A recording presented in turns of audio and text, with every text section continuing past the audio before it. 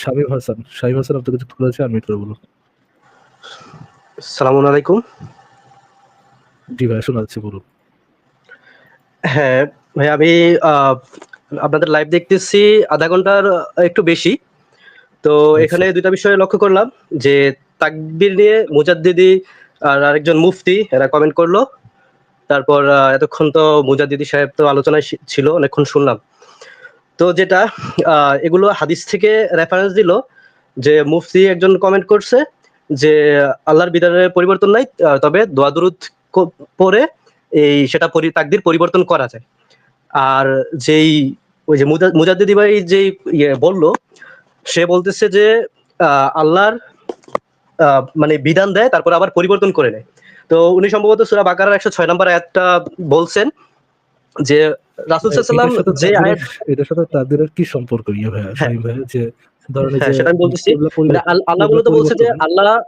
আল্লাহ কোনো আয়াত ভুলিয়ে দিলে রাসূল সাল্লাল্লাহু আলাইহি ওয়াসাল্লামকে ঐরকম আরেকটা আয়াত আবার দিয়ে দেয়। কারণ কুরআন অনেকগুলো আয়াত ৬,২৩৪ টা না, হ্যাঁ, ৩৪ টা।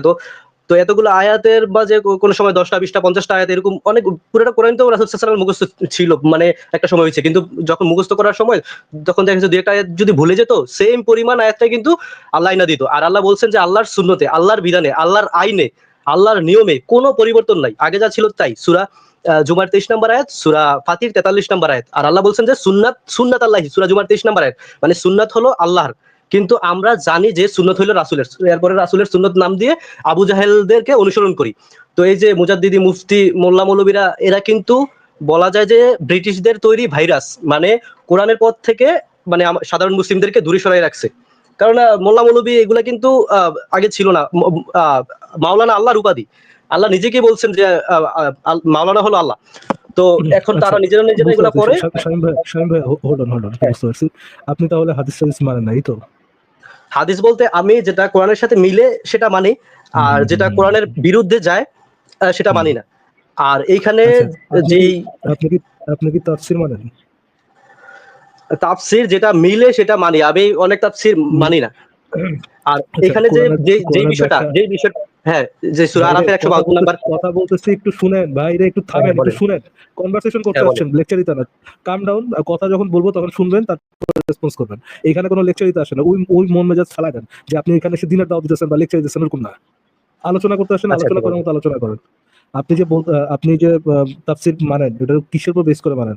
আপনি কিভাবে বুঝেন যে এটা সঠিক তাফসীর, এটা সঠিক তাফসীর না? এটা কিভাবে মনে করেন, কিভাবে জানেন আপনি? যেহেতু যে এই বিষয়টা নিয়ে আলোচনা হচ্ছে তাকবীর বা বিধান, তো আল্লাহ বলছেন যে আল্লাহর বিধানে কোনো পরিবর্তন নাই। এখন আমি দেখছি যে সূরা ফাতিরের ৪৩ নাম্বার আয়াত বা আল্লাহর সূরা বিধান আল আর আল্লাহর বাকারার তাকদীর কি ২৩ একই নাম্বার জিনিস না আয়াতে ডিফারেন্ট জিনিস? হ্যাঁ, ভাইয়া, বলা আল্লাহর হয়েছে যে বিধান আর আল্লাহর বিধান আর আল্লাহর তাকদীর কি একই জিনিস নাকি ডিফারেন্ট জিনিস? ভাগ্য আর বিধান কিছুটা পার্থক্য হলেও মোটামুটি কাছাকাছি। তো যেই জিনিস তো ভাগ্য একই না। দোয়া দুরূদের সিম্পলি বলেন, জিনিসটা একই না, জিনিসটার মধ্যে তো পার্থক্য আছে নাকি? পার্থক্য কিছুটা আছে, তবে মোটামুটি একই রকম। আচ্ছা, আপনি তারপর বললেন বলতেছে একই। আপনি বললেন যে আল্লাহর বিধানে কোনো পরিবর্তন নাই। এটা কোরআনে লেখা আছে। হ্যাঁ, এটা কোরআনে লেখা আছে। কিন্তু ওই একই কোরআনে লেখা আছে যে আল্লাহর বিধানে পরিবর্তন আছে। সেটা কি আপনি দেখেছেন নাকি এটা দেখেন নাই? আল্লাহ বলছেন সূরা বাকারা ১০৬ নাম্বার আয়াত, আল্লাহ এই রাসূল মানে সেটা এই তো আমি আয়াত বললামই। ভুলিয়ে দেয়। সেটা তো আপনাকে বলেই দিলাম যে এটা লেখা আছে আল্লাহর বিধানে পরিবর্তন নাই। এটাও লেখা আছে, আবার এটাও লেখা আছে আল্লাহ যদি হুম। কোনো উত্তম আয়াত আনয়ন করে তাহলে সেটা সে করতে পারে। তাই না? এটা লেখা আছে না? হ্যাঁ, করতে পারে। মানে রাসূল সাল্লাল্লাহু কিছু আয়াত যদি ভুলে যেত, তখন ওই সেম পরিমাণ আয়াত দিত বা না, এটার চাইতে উত্তম আয়াত। শুধুমাত্র ভুলে যেত তাই না। ভুলে না গেলেও মাঝে, মাঝে আল্লাহ পাক যেমন মদ পানের যে আয়াতটা সেটা তো ভুলে যায় নাই তো মুহাম্মদ, তাই না? তোমরা মদ্যপান করে নামাজের ধারে কাছে যেও না। আরেক জায়গায় বলা আছে তোমরা উত্তম আ নেশাগ্রস্তর কথা বলা হইছে। তাফসীরে গিয়ে মদের এটা যোগ সে করছে। সেই সেই যে নেশা শুধু মদে হয় না। আপনাকে যেটা বলছি সেটা আপনি না বুঝা হুদাহুদি উত্তর দিচ্ছেন। যেগুলো আমি আপনাকে জিজ্ঞেস করছি না সেটার উত্তর দিচ্ছেন। হ্যাঁ, হ্যাঁ, বলেন। মদের তো ৪ টা আয়াত আছে। সর্বমোট মদের ৪ টা আয়াত আছে। হুম? ১ম আয়াত, হুম, ২য় আয়াত, ৩য় আয়াত, ৪র্থ আয়াতে গিয়ে মদকে নিষিদ্ধ করছে। ওই আয়াতগুলা তো হুম, ভুলে যায় নাই মোহাম্মদ, তাই না? নাকি গেছে হুম, ভুলে? না। না। তাহলে তো উত্তম আয়াত তো মদের ব্যাপারে, মদ বা নেশা জাতীয় দ্রব্য যাই হোক, মদের ব্যাপারে হুম, তো ৪ টা আয়াত আছে। ৪ নাম্বার আয়াতটাই তো ইসলামের বিধান, তাই না? হুম। তাহলে শুধুমাত্র যে ভুলে যায় গেলেই যে আয়াত নাযিল মানে উত্তম আয়াত আসবে সেই এমন তো কোনো কথা নেই। ভুলে না গেলেও তো উত্তম আয়াত আপডেটেড আয়াত আসতে পারে যেটা হুম, আগের আয়াতকে বাতিল করে দিবে, তাই না? হুম। তাইলে আগের আপনি যে আয়াতে কি কোন জায়গায় কি বলা হইছে যে মদ হালাল এরকম কিছু আমার জানা মতে হয় নাই। আপনি জানেন না, আপনার জানাতে অনেক ঘাটতি আছে। সেটা আমরা একটু পরে বের করে দেখাবো যে কি ঘাটতি আছে। এবং আ আপনাকে যেটা জিজ্ঞেস করছি আপাতত সেটার উত্তরটা দিয়ে নেন। যে আ নাসেখ মানসুখ কাকে বলে এই জিনিসটা আপনি জানেন কিনা বলেন আগে? আচ্ছা উনি কি মানে ঠিক বলছে ধারণা যে নাই। একটু বুঝিয়ে বললে ভালো হয় আরকি। নাসেখ এবং মানসুখ কাকে বলে এই জিনিসটা আপনি জানেন না। ঠিক আছে? আমরা আপনাকে তাহলে বের করে মানে দেখাবো। যেটা বলে যে কোরআনের আয়াত মানসুখ হয়ে গেছে, এটা বাতিল হয়ে গেছে। এরকম কিছু বোঝায়। ঠিক আছে, মানসুখটা মানে অসুবিধা নেই। এরকম, এরকম বলে। আমরা বললে তো হয়তো আপনি বিশ্বাস মানে মানতে নাও পারেন। তাহলে আমরা মদিনা বিশ্ববিদ্যালয়ে পিএইচডি করা একজনের আ একটা একজন যে আলেম আছে, মদিনা বিশ্ববিদ্যালয়ে পিএইচডি করা না, না তার সমস্যা নাই। বক্তব্য আমি শুনবেন। মদিনা বিশ্ববিদ্যালয়ের আলেম প্রয়োজন নাই। আপনি বলেন। তবে আমি যতটুকু জানি যে মানসুখ এটাকে বলে যে কোরআনের আয়াত বাতিল হয়ে গেছে বা অন্য আয়াত দ্বারা এটা আ মানে এক আয়াত বাতিল অন্য আয়াত দ্বারা মানতে হবে বা হাদিস দ্বারা মানতে হবে এরকম। এই যে মানসুখ দিয়ে কোরআনের আয়াত পরিবর্তন করে ফেলে। তো আমি এটার হ্যাঁ, পক্ষে না সাধারণত। সেটাই। তবে আপনি এরকমই পক্ষে কিছু নাকি বুঝায়। পক্ষে না সেটা তো ভাই আমাদের মানে ইসের বিষয় না। আগ্রহের কোনো বিষয় না যে আপনি কোন পক্ষে, হুম, কি পক্ষ সেটা তো আমাদের জানারই দরকার নেই। আমাদের হুম, জানার দরকার হচ্ছে ইসলামে এই জিনিসটা কি বলা আছে? ইসলাম কোন পক্ষে সেটা আমাদের জানা দরকার। এখানে আমরা বের করে একটা বের করে দেখি। ১ম এ আমরা সূরা নম্বর ১৭ আয়াত নম্বর ৭৭ এ দেখি। এখানে লেখা আছে, "তোমার পূর্বে তাদের ক্ষেত্রে একটাই নিয়ম ছিল, আরে তুমি আমার নিয়মের কোন পরিবর্তন দেখতে পাবে না।" আল্লাহ পাক বলছে যে, "তুমি আমার নিয়মের কোন পরিবর্তন দেখতে পাবে না। বিধানের কোন পরিবর্তন দেখতে পাবে না।" পরে সূরা ৪৮ এর ২৩ নম্বর আয়াতে বলা আছে যে, "আল্লাহর বিধানে কখনো কোন পরিবর্তন পাবে না এবং আল্লাহর বিধানের কোন ব্যতিক্রমও দেখবে না।" এটাও তো হুম, বলা আছে। এবার আমরা হ্যাঁ ৩ বলেন। নাম্বার আয়াত দেখি। ৩ নাম্বার আয়াতে আপনি বলেছেন যে সূরা বাকারা না এটা হচ্ছে ৩ নাম্বার আয়াত হচ্ছে সূরা ৩৫ এর ৪৩, ৩৫ এর ৪৩ এ যেটা বলা আছে দেখি আমরা। তুমি আল্লাহর বিধানে কখনো কোনো পরিবর্তন পাবে না। তুমি আল্লাহর বিধানে কখনো কোনো ব্যতিক্রম পাবে না। এই ৩ টা আয়াত দেয়া আছে। ৩ টা আয়াতে বলা হয়েছে আল্লাহর বিধানে কোনো পরিবর্তন নাই। তাই না ভাই? জি ভাই, আল্লাহর বিধানে বা আল্লাহর সুন্নাতে কোনো পরিবর্তন নাই।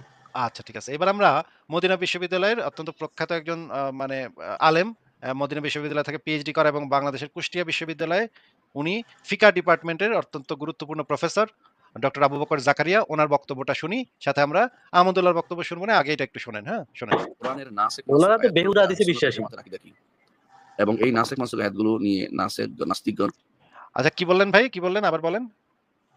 আমি বলতেছি যে ওনারা হলো বেহুদা হাদিসে বিশ্বাসী। উনারা হচ্ছে মানে ইসলাম আপনার থেকে কম আল্লাহ বুঝে নাকি? আপনার থেকে একটু আল্লাহ কম নাজিল বুঝে? করছেন আহসানুল হাদিস, সর্বোত্তম হাদিস। না, না আর কিছু লোক আপনাকে যেটা অদ্ভুত জিজ্ঞেস অবস্থার করছি ভাই, মানুষকে শামীম হ্যাঁ হোসেন ভাই বলেন। যেটা জিজ্ঞেস করছে সেটার উত্তর দেন। উনারা তো ইসলাম আপনার মতো এত ভালো বুঝে না। এত ভালো আরবিও মনে হয় ভালো বুঝে না আপনার মতো। কোরআনও ভালোভাবে পড়ে নাই আপনার মতো। হাদিসও ভালোভাবে পড়ে নাই আপনার মতো। তাফসীর, সিরাত কিছুই আপনার মতো ভালো পড়ে নাই। আপনি তো ভাই বিরাট পণ্ডিত ভাই। কয়টা বই লিখছেন একটু বলেন তো? না শোনেন, এরা একজন আরেকজনকে কাফের বলে। আপনাকে যেটা জিজ্ঞেস করছি সেটার উত্তর দেন। এই যে যে আপনি আব্বাসী কয়টা আজহারীকে কাফের বলে। দুইজনেরই কিন্তু সার্টিফিকেটের ধারে কাছে আমি না কিছুই না। আমি মাদ্রাসা আচ্ছা, লাইনে পড়িও নাই। তো আচ্ছা এই মাদ্রাসা লাইনে ইত্যাদি কেন আপনি হবে? আরবিতে কথা বলতে পারেন? একটু আরবিতে কথা বলেন তো আমাদের সাথে। না, না, না, না আমি আরবিতে কথা বলতে পারি না। এটাও পারেন না। ঠিক আছে আপনি একটু বলেন তো যে আ কোরআন শব্দের মানে কি? কোরআন হলো পাঠ করা, পড়া, আচ্ছা, আচ্ছা ঠিক আছে ভালো বুঝে, বুঝে পড়া। আবৃত্তি করা, বুঝে পড়া না, হ্যাঁ, আবৃত্তি আবৃত্তি করা। করা, হ্যাঁ, রিসাইট। আবৃত্তি করা। ঠিক আছে? ঠিক আছে। কাছাকাছি গেছেন অসুবিধা নেই। কোন সূরার আগে বিসমিল্লাহ নাই একটু বলেন তো ভাই? সূরা তাওবা। আচ্ছা কেন বিসমিল্লাহ নাই? কেন বিসমিল্লাহ নাই এটা আমি সঠিক বলতে পারি না। এটা তো বলা কেন আছে। লাগতেছে? মানে একদম পরিষ্কারভাবে বলা আছে কেন বিসমিল্লাহ নাই। আপনি বলতে পারেন না। তার মানে তো আপনি তো ইসলামের সম্পর্কে তেমন কিছু জানেন না ভাই। তার মানে তো আপনার কোনো জ্ঞানই নাই তো ভাই। এই আলেমকে গিয়ে জিজ্ঞেস করলে সে তো ১ সেকেন্ডে এটার উত্তর দিয়ে দিবে।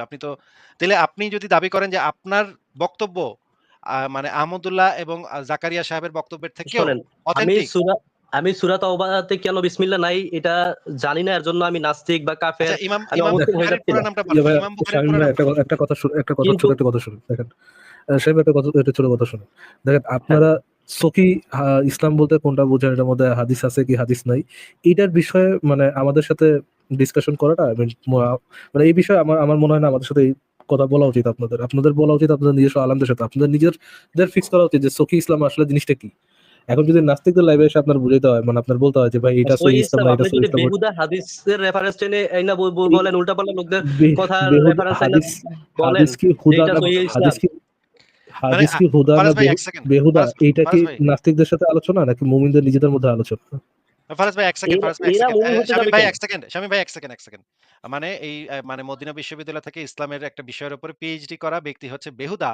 আর আমাদের শামীম সাহেব যে আরবি ঠিকমতো পড়তে পারে না, বাংলাদেশের কোনো একটা জায়গা থেকে কোনো দিন মাদ্রাসাতেও যায় নাই। উনি হচ্ছেন হুদা আর এরা হচ্ছে বেহুদা। ভাই মানে ওনাদের কি কোনো আক্কেল জ্ঞানও নাই যে ইসলামের রেফারেন্স হিসেবে কার বক্তব্য বা কার বই, যে এই যে যার ভিডিও চালাচ্ছে তার একটা তাফসীর গ্রন্থ আছে, যে একটা তাফসীর গ্রন্থ লিখছে যেটা সৌদি সরকার দ্বারা সত্যায়িত এবং সৌদি সরকার যেটাকে অর্থায়ন করে সেই তাফসীর গ্রন্থটা সারা পৃথিবীতে দিয়েছে, সারা পৃথিবীতে বিনামূল্যে বিতরণ করে। উন এদের কথা হচ্ছে বেহুদা কথা, আর আমাদের শামীম সাহেব উনি হচ্ছেন গিয়ে হুদা কথা। এইগুলার মানে কি আমি বুঝি না ভাই। মানে এদের কি মাথায় কিছু নাই যে একটা একাডেমিক আলোচনাতে নিজস্ব মন গড়া ব্যাখ্যা দেয়া যায় না? অথেন্টিক কোনো রেফারেন্স আনতে হয়। অথেন্টিক কোনো একজন বিশেষজ্ঞ, এই বিষয়ের উপর বিশেষজ্ঞের কথা বক্তব্য আনতে হয়। এইটুক সেন্স কি ওনাদের ভিতরে নাই? এইটুক বুদ্ধি কি ওনাদের ভিতরে হয় না? ওনারা একটা ইউনিভার্সিটিতে পড়ে কিভাবে ভাই? একটা মাস্টার্স কিন্তু প্রোগ্রামে ধরেন আসিফ ভাই যে তাদের আলেমরা এরকম অন্যান্য ধরেন একজন সায়েন্টিস্টের মতো বা একজন ঈশান ফিলোসফারের মতো বা একজন ডাক্তারের মতো ওরকম তাদের একাডেমিয়াটা ওইরকম না। তাদের একাডেমিয়াটার মধ্যে আলেম তালেম থেকে শুরু করে যে কেউ ভুলভাল মিথ্যা কথা এসে এসে বলতে পারে। এই জন্য শাইম হাসান বলতেছে যেহেতু আলেম বা ইসলামপন্থী আলেম এবং তাদের একাডেমিয়াটা স্ট্রং না, সেহেতু সে ভুলভাল মিথ্যা কথা বলতে পারে। বাট এটা যদি হয়ে থাকে তারা ভুলভাল মিথ্যা কথা বলে থাকে যদি তাদের আলেম, তাহলে কি শামীম হাসানের এটা উচিত না যে তারা নিজেরা ডিসকাস করে বের করবে যে কোন কোন হাদিস বেহুদা আর কোন কোন হাদিস হুদা? এটা কি তাদের নিজেদের ডিসকাশন না, নাকি এটা নাস্তিকদের সাথে করা ডিসকাশন? কোনটা আছে ভাই? আচ্ছা অবশ্যই আসিফ সেটা তারা মহিউদ্দিন ভাই আমি একটু বলি। শামীম হাসান ভাই এই আপনার কথা এই যে বেহুদা আপনার কথা শুনতে খুব একটা আগ্রহ পাচ্ছি না ভাই। একটু মিউট থাকেন। ফারাজ ভাই এই যে মানে তাহলে তো তাদের উচিত যে এই মানে গুতাগুতি এদের সাথে গিয়ে করা। এই হুজুরকে গিয়ে বলা যে তুই বেটা বেহুদা হাদিস বলস কেন? এক্স্যাক্টলি মাই তুই পয়েন্ট। আজকে থেকে আর বেহুদা এক্স্যাক্টলি হাদিস মাই পয়েন্ট। বলবি না। হ্যাঁ, তাই না? এই মানে এক্স্যাক্টলি মাই সো পয়েন্ট। শুধু এদের কাছে গেলেও হবে না। সৌদি আরবের গ্র্যান্ড মুফতির কাছে গিয়ে তারে কানে ধরে বুঝাইতে হবে।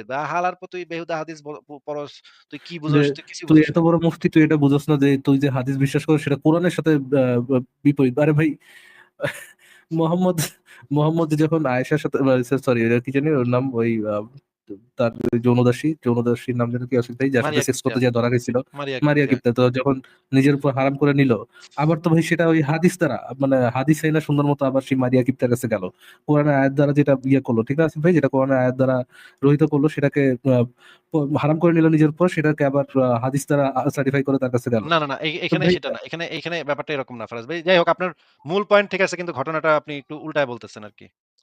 আচ্ছা আসিফ ভাই ওনার আ সম্পর্কে আমি এক মিনিট শামীম বলি। শামীম শামীম হাসান ভাই আপনার সাথে হোসেন ভাই আপনি একটু ধৈর্য ধরেন, হ্যাঁ? আপনার সাথে কথা বলব, একটু ধৈর্য আচ্ছা ধরেন। আচ্ছা আ আচ্ছা ঠিক আছে।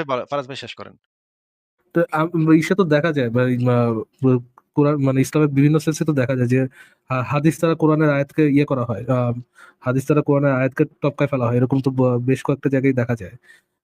এরকম এইটা তো ভাই মানে দুই একটা এরকম এরকম দুই একটা যদি রেফারেন্স যদি দুই একটা হয়, তারপর তো এই জিনিসটা এভিডেন্ট যে ইসলামে অনেক ক্ষেত্রে হাদিসের থেকে মানে কোরআনের আয়াত থেকে হাদিসের মূল্যটা বেশি। হুম। আচ্ছা ফারাজ ভাই আমি উনি যেহেতু আমাদের এটা সাথে তো ভালো আসছে আছে। কথা বলতে এবং ভদ্রভাবে কথা বলছে, ওনাকে আমি কয়েকটা প্রশ্ন একটু করি। দেখি যে উনি উত্তর দিতে পারে কিনা। শামীম হাসান ভাই, হোসেন ভাই আপনার পয়েন্ট আমরা বুঝতে পেরেছি। আপনি একজন সম্ভবত আহলে কোরআন টাইপের কিছু হবেন। আপনাকে একটা জিনিস আমি জিজ্ঞেস মুসলিম। করি। হ্যাঁ, ঠিক আছে।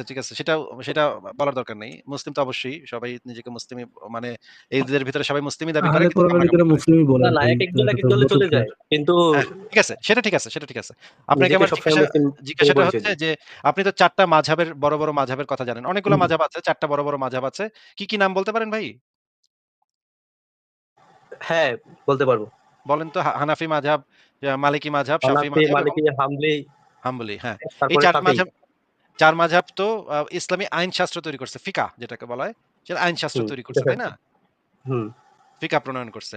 এই ফিকাহগুলা প্রণয়নের সময় তো তারা বিভিন্ন কোরআন এবং হাদিস থেকে বিভিন্ন জিনিসপত্র নিয়ে ইসলামী আইন এবং ইসলামী শরীয়ত, ইসলামী খেলাফত শাসন আমলটা পুরাপুরি চলছে হচ্ছে, পুরাপুরি না কিন্তু মেক্সিমাম সময় চলছে হচ্ছে কি এই বিশেষ করে ৪ মাযহাবের তৈরি করা আইন দিয়ে নাকি? হ্যাঁ, 4 মাযহাবের তৈরি করা বিধান দিয়ে মোটামুটি চলছে। আচ্ছা।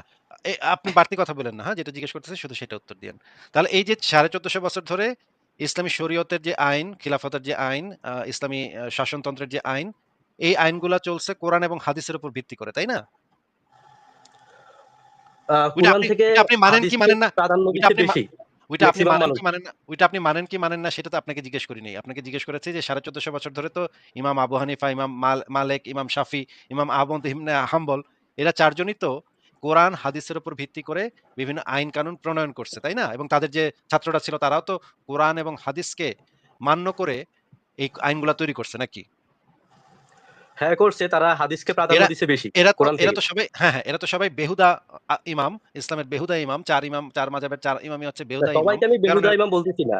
না, না, এরা এখন প্রত্যেকেই এই ৪ মাযহাবের ৪ ইমামই এক বাক্যে স্বীকার করছে যে আমাদের কোন তৈরি করা আইন যদি সহিহ হাদিসের বিপরীতে যায় তাহলে আমাদের আইনকে ছুঁড়ে ফেলো, সহিহ হাদিসকে গ্রহণ করো। এই ৪ মাযহাবের ৪ ইমামই এই বিষয়ে একমত যে সহিহ হাদিস যদি থাকে তাদের আইনের বিরুদ্ধে তাহলে সহিহ হাদিসকে মান্য করতে হবে। এই বিষয়ে ৪ মাযহাবের কোনো ইখতিলাফ নাই। এবং কোনো মানে কোনো দ্বিমত নাই। কোনো আপত্তি করে নাই। এই বিষয়ে কেউ কোনোদিন কোনো আপত্তি করে নাই। আপনি তো ৬ টা সহিহ মানে ৬ টা সিয়াসিত্তা যেটাকে বলে, সেই সিয়াসিত্তা হাদিস গ্রন্থগুলার লেখকরা তো ইসলামের ইসলামের ইতিহাসে অত্যন্ত গুরুত্বপূর্ণ আ ব্যক্তিত্ব, ইসলামী ব্যক্তিত্ব। আপনি মানেন কি মানেন না সেটা জিজ্ঞেস করিনি। কিন্তু ইসলামের ইতিহাসে তো তারা গুরুত্বপূর্ণ ব্যক্তিত্ব, তাই না? হাদিসেই কিন্তু বলা হইছে যে আরে ভাই শুধুমাত্র সেটা তো আল্লাহর জিজ্ঞেস কিতাব করি মেনে নাই। চলার সেটা জন্য। জিজ্ঞেস করি নাই তো। সেটা জিজ্ঞেস করি। আপনি কেন হ্যাঁ, হ্যাঁ। বারবার করতেছেন? আপনাকে জিজ্ঞেস করেছি ৬ হাদিস গ্রন্থের যে লেখকেরা, তারা তো ইসলামের ইতিহাসে অত্যন্ত সম্মানিত, অত্যন্ত গুরুত্বপূর্ণ ব্যক্তি হিসেবে পরিচিত, তাই না? তাদের বই আল্লাহ কি বিভিন্ন বিশ্ববিদ্যালয় আল্লাহ কি আরে আল্লাহ কি আল্লাহ কি কইছে তাদেরকে এই অথরাইজ যে এখন করছেন? মেজাজটা খারাপ আল্লাহ কি করতেছেন। তাদেরকে আল্লাহ সম্মানিত কি বাল করছেন? কইছে? আল্লাহ কি বাল কইছে সেটা তো আপনাকে জিজ্ঞেস করি নাই ভাই। আল্লাহ কি বাল ফালাইছে সেটা তো এখন জিজ্ঞেস করতেছি না। যেটা জিজ্ঞেস করতেছি শুধু সেটার উত্তর দেন।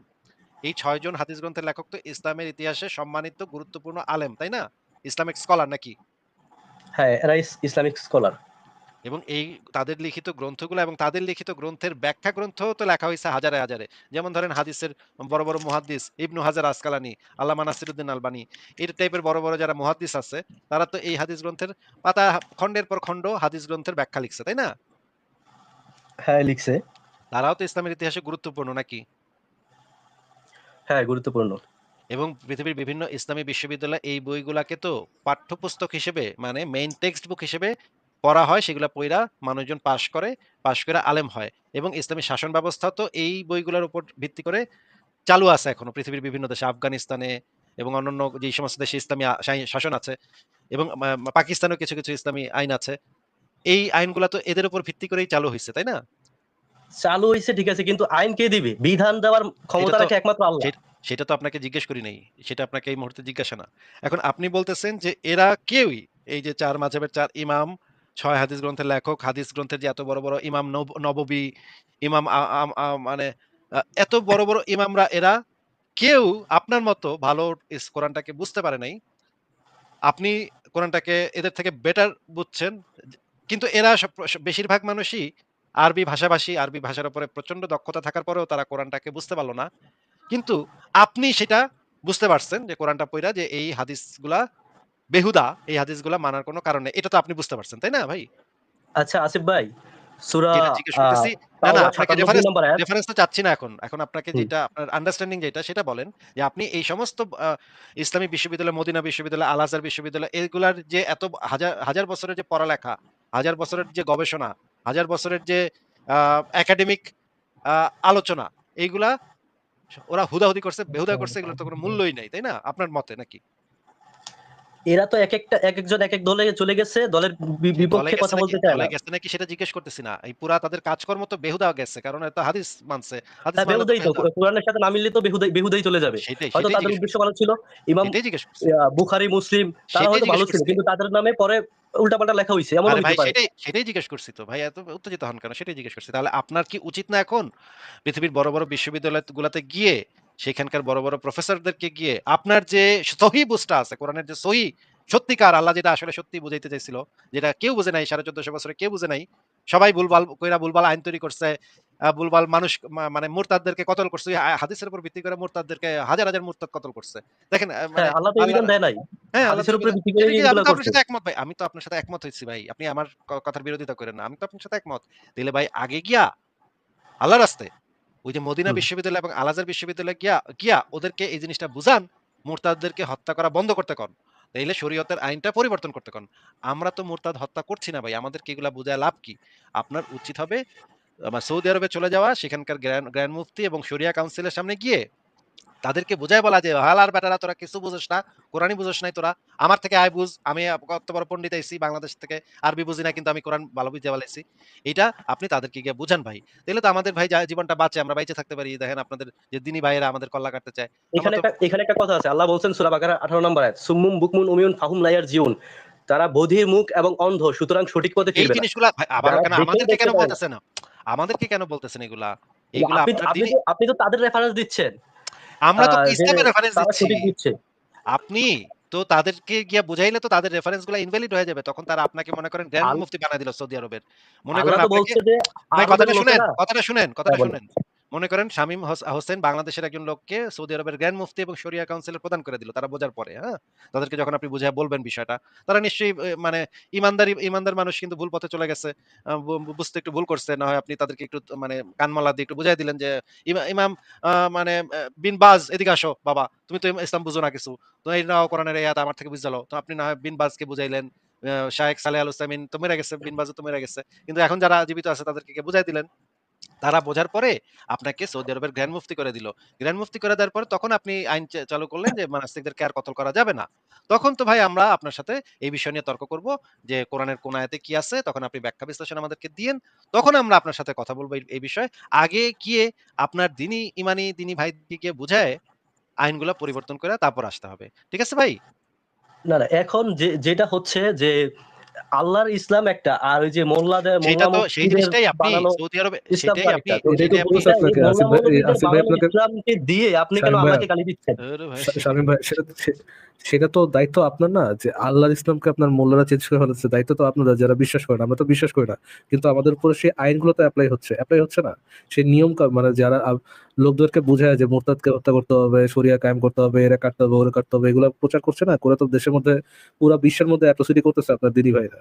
তো এটা তো হ্যাঁ, আপনার দায়িত্ব যে করতেছি। আল্লাহর ইসলাম কোনটা, আপনার দায়িত্ব আল্লাহর ইসলাম কোনটা সেটা আপনার মুমিন ভাইদের বোঝানো। সেটা তো নাস্তিকদের বোঝায় আপনার লাভ নাই। আপনার বোঝানো দরকার হচ্ছে আর যারা না, ইসলামে বিশ্বাস করে তাদের। আপনাদের এখানে অনেকেই আরে আপনি অনেকেই যদি আপনার ভুল মুমিন করছে। ভাইদেরকে বুঝাইতে পারেন ভাই, তাহলে তো আমরা মনে করেন আর সমালোচনা করার জায়গায় থাকবে না। তখন তো আমরা সমালোচনা করব। আমাদের কল্লা কাটতেছে না, তখন আমরা সমালোচনা করব কি নিয়ে ভাই? তখন তো আমাদের না, যেই সমালোচনা করা প্রসঙ্গে কথা বলতেছিলেন, কথাটা শুনেন, আল্লাহ বিধান চেঞ্জ করে। হ্যাঁ, বলেন। কথাটা শুনেন। যখন আপনি এই টাইপের বর্বর আইনগুলাকে বন্ধ করে দিবেন, সৌদি আরবের গ্র্যান্ড মুফতির পদটা গ্রহণ করে যখন আপনি এই জিনিসগুলা বন্ধ করে দিবেন, তখন তো আমাদের আর সেই স্কোপ গুলাই থাকবে না। তখন তো বেশির ম্যাক্সিমাম জিনিস বাদ হয়ে যাবে। তখন আর আমরা কি নিয়ে কথা বলব? তখন তো আমাদের লাইভেও মানুষ আসবে না। আমরা তো তখন কথা বলার মতো স্কোপই পাবো না। আপনি আগে গিয়ে সেই কাজটা করেন ভাই। এইখানে সময় নষ্ট করেন না। ভালো হয় সময়টা ব্যয় করেন। সৌদি আরবে চলে যান, গিয়ে তাদেরকে বুঝায় আসেন। ঠিক আছে? দেখেন তারা আপনার কল্যাণে আপনি ফিরতে পারেন নাকি সেটা আপনি একটু দেখেন। শামীম হাসান ভাই আপনাকে তাহলে আজকে আমরা বিদায় জানাচ্ছি। ঠিক আছে ভাই?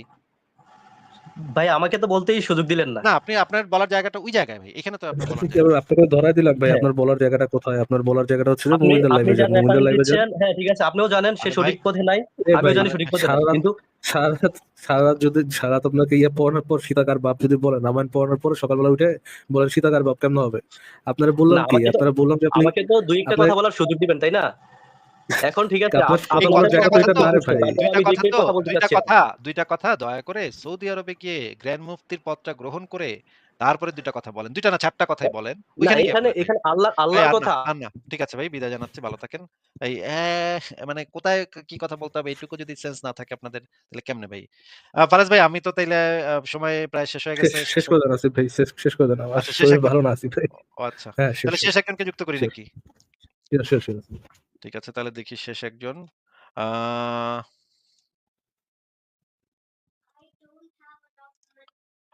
এমডি আলী আহম্মদ আপনাকে যুক্ত করা আছে বলেন। আচ্ছা ভাই, ইসের মধ্যে মানে কমেন্টের মধ্যে দেখলাম বেশ কয়েকজন কমেন্ট করতেছে আমি আমি কে কিনা, সমকামী কিনা। ভাই আপনার আব্বারে সেটা পজিশনে বসতে বলেন, দেখেন আমি আসি কিনা। উনি বসলে হবে না ফারাজ ভাই। উনি কি দোষ করছে? কিন্তু এর বাপরে বসতে পার ভাই। আসিফ ভাই, হ্যাঁ, এমডি আলী আহমদ বলেন আপনি। ভাই আমার কথা কি ক্লিয়ার? হ্যাঁ, হ্যাঁ শোনা যাচ্ছে বলেন। ভাই যাই হোক, আপনাদের সময় আছে কিনা জানি না। ভাই আপনি কেমন আছেন ভাই? এবং ভালো আছি, আশা করি আপনি ফারহাদ ভালো। ভাই, ভাই 2 বছর যাবত আমি ওয়েটিং আছি ভাই, আপনাদের চান্সই পাই না আপনাদের সাথে একটু কথা বলার জন্য। হ্যাঁ, হ্যাঁ প্রথম, বলেন কি ভাই? যাই হোক, তো আমাদের অঞ্চলে এই প্রায় অনেকদিন যাবত মানে বলৎকারের একটা এই উৎপত্তি হয়েছে আর কি। মানে আমি আপনাদের কাছে জানতে চাই যে ইসলাম আমরা বোঝার পর থেকে জানি যে এটা আল্লাহর বাণী হচ্ছে কোরআন এবং সহি, কোনো ধরনের ভেজাল নাই। তাহলে তারা এই যে হুজুররা এই বলাৎকারের ঘটনাগুলা ঘটাইতেছে, মানে কিছুদিন আগে একটা ঘটনা ঘটছে, একটা ছেলের বলাৎকার হচ্ছে, সেই ছেলেটা আত্মরা অবস্থা হয়ে গেছে, হ্যাঁ, এইরকম অবস্থা হয়েছে। তো আমি জানতে চাই তাদের কি কোনো ধরনের লাইসেন্স আছে, নাকি কোনো হাদিসের মধ্যে তারা অনুমতি আছে যে তারা এইভাবে একাধিক বলাৎকার করতে পারে? আমি এই বিষয়ে জানতে চাইতেছি আপনার কাছে। এটা নিয়ে আমরা আগেও কথা বলছি যে ইসলামে একটা মানে ইসলামের কিছু ইয়ে আছে যেটার কারণে এই ধরনের ধর্ষণের সংখ্যা বাড়বেই। দিনে, দিনে বাড়তে থাকবে। যত হুজুর তত ধর্ষণ এগুলো হবে।